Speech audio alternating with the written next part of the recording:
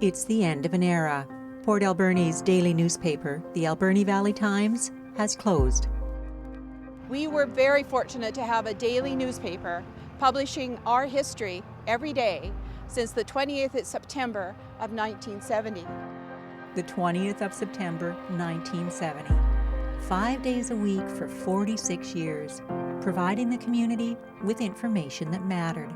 A calling that editor Eric Plummer takes very seriously.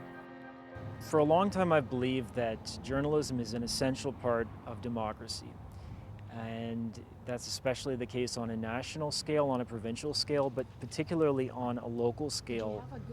An essential part of democracy, but also an essential part of community, a thread that has helped to bind together the people and groups that make up the Alberni Valley. People look to their daily newspaper in a comforting way. It's their newspaper, it's their community, it's things that are happening around them. It talks about their neighbors and what they're doing and the accomplishments that they've made. So it does make you part of that community to understand how those things have happened. The question is, how is the role that this paper is being playing going to be replaced once it's gone? And I don't know. I don't know if anyone can really know. Had a good time. And that is the question. A daily paper is very different from a weekly publication, and all print media struggles to compete with online news and social media, news sources that have changed the way information is shared. Oftentimes you get a headline reader rather than someone actually reading the newspaper through the story, and that's a huge loss to our whole society. There's a certain role that a newspaper has that a social media site doesn't have, and that's the accountability of the information. You don't know where the information is coming from. You don't know how much work someone has put into verifying the information.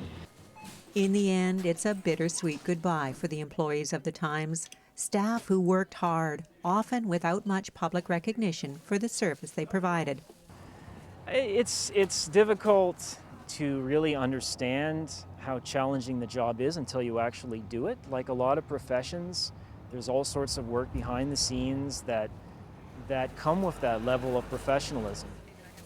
I want to thank our readers, and I want to thank our subscribers for reading the Alberni Valley Times, for making this something worth putting my efforts and my care into. It's a wonderful community that deserves care in the sort of news that's being provided to it. A wonderful community, but one that will have one last voice on the newsstand from now on. For Go on Shaw TV, I'm Nancy Wilmot.